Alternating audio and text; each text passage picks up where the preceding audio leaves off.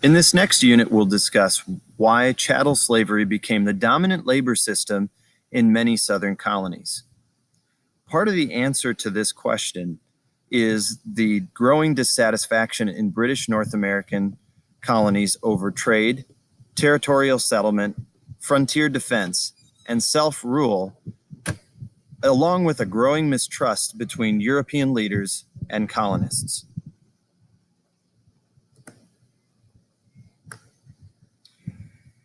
As an increasing number of freedmen failed to find prosperity in Virginia, they became more politically active, demanding the colonial government expand its borders west and protect squatters from hostile Indian attacks.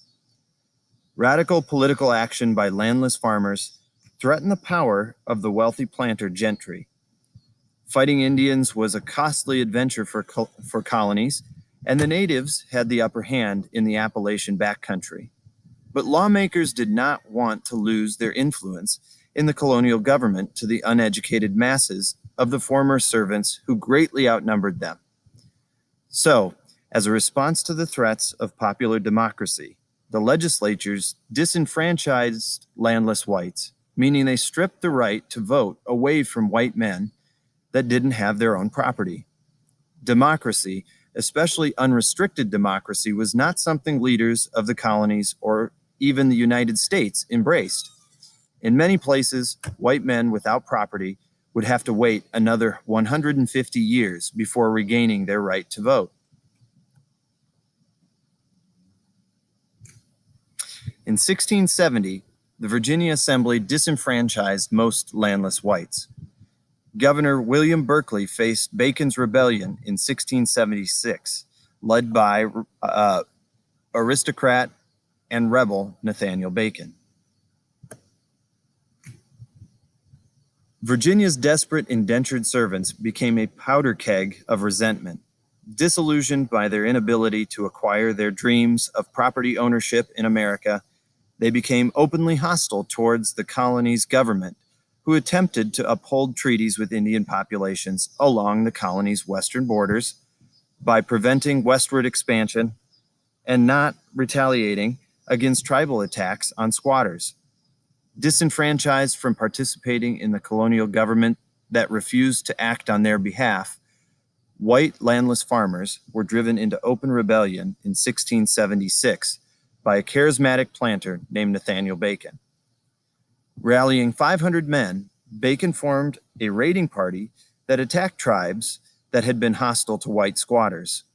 He also plied his neighbors to elect him to the House of Burgesses, where he and his allies attempted to reduce the powers of colonial governor William Berkeley and restore voting rights to landless whites. When Berkeley refused to commission Bacon's followers as a colonial militia, Bacon threatened to have the governor shot. The House of Burgesses and the members loyal to Bacon intervened and gave him his demands, commissioning him as an officer of a colonial militia. In July of 1676, Bacon and his supporters issued a Declaration of the People of Virginia, a scathing criticism of Governor Berkeley, accusing him of corruption, overtaxation, and loyalty to the Native American. Berkeley responded to this public slight by declaring Bacon and his supporters rebels and traitors. The governor rallied his own militia to Jamestown and requested military assistance from the Royal Navy. Virginia was technically in a state of civil war. Bacon and his rebels laid siege to the capital for 2 months before forcing Berkeley and his men to retreat. Berkeley would not regain control of the colony until October, when Bacon suddenly died from dysentery and his allies fled before the late arriving Royal Navy. By this time, the capital, including the governor's own estate, had been sacked and burned to the ground. The governor would exact his revenge by hanging 23 plantation owners that had supported Bacon's rise to power. But he would be recalled to England by King Charles II, who is reported to have said, "The old fool Berkeley put to death more people in that naked country of Virginia than I did here for the murder of my father." Bacon's rebellion is a pivotal moment in American history for 2 reasons. First, it would become the first documented uprising by English colonials against their government 100 years before the Declaration of Independence was written. But more importantly, the trouble Bacon and his band of landless indentured servants caused would leave a lasting impact on the consciousness of the Southern planting class. From this point forward, they would invest in laborers that could not expect compensation and would not demand English rights: African slaves.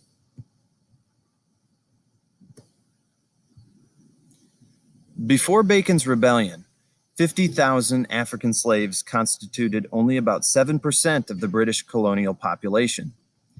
In the 24 years following, 400,000 slaves would be imported into British North America, meaning that as many as 1 in 3 colonists were black slaves. By the time Congress banned the importation of slaves into the United States, 7 million Africans had been brought to the New World in chains.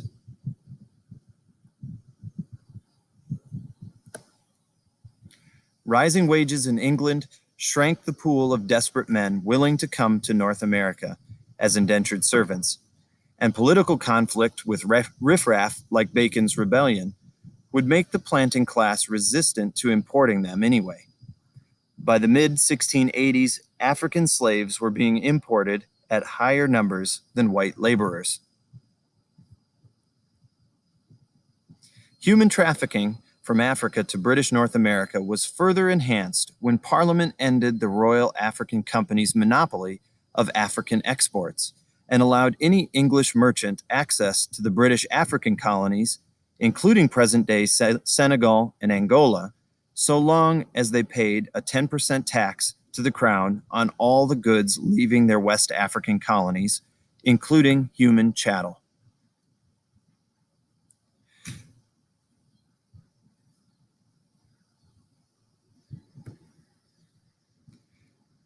This map demonstrates the main sources and destinations of African slaves, circa 1500 to 1860.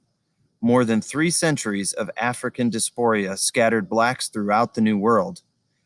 Britain's North American colonies, the future United States, constituted the extreme northern periphery of this system, receiving about 400,000 slaves of nearly 10 million arrivals, the great majority of whom ended up in the West Indies and Brazil. Here we can see the western coast colonies, present-day Ivory Coast and Senegal, Angola, and their destinations to the Caribbean and the southern plantation colonies of North America. Slavery also spread to the northern colonies. There was no law prohibiting slavery in the New England and Middle colonies at the outset.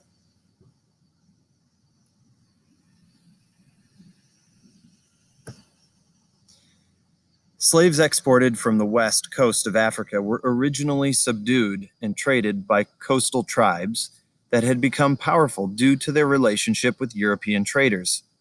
The captured slaves came from the defeated inland tribes as far east as Somalia. The diversity of slaves in origin and language prevented them from communicating and organizing with one another, effectively limiting insurrections before, during, and after their voyage to the harbors of the New World, like Charlestown, South Carolina, and Newport, Rhode Island. This image is an African slave coffle. Yoked and bound, these men and women and children were on their way to the coastal slave market, where they would be herded aboard ships for the Americas. The published memoirs of slaves that survived the journey across the Atlantic detailed the sadness these people had about being torn from their families and villages, the fear they had that they were being brought to feed European cannibals, and the despair of the months-long voyage to a foreign land in the cramped, filthy hulls of ships.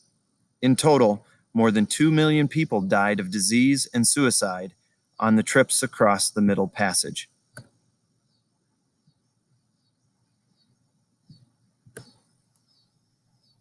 The Middle Passage referred to the transatlantic sea voyage that brought slaves to the New World, the long and hazardous middle segment of the journey that began with a forced march to African coasts and ended with the trek into the American interior.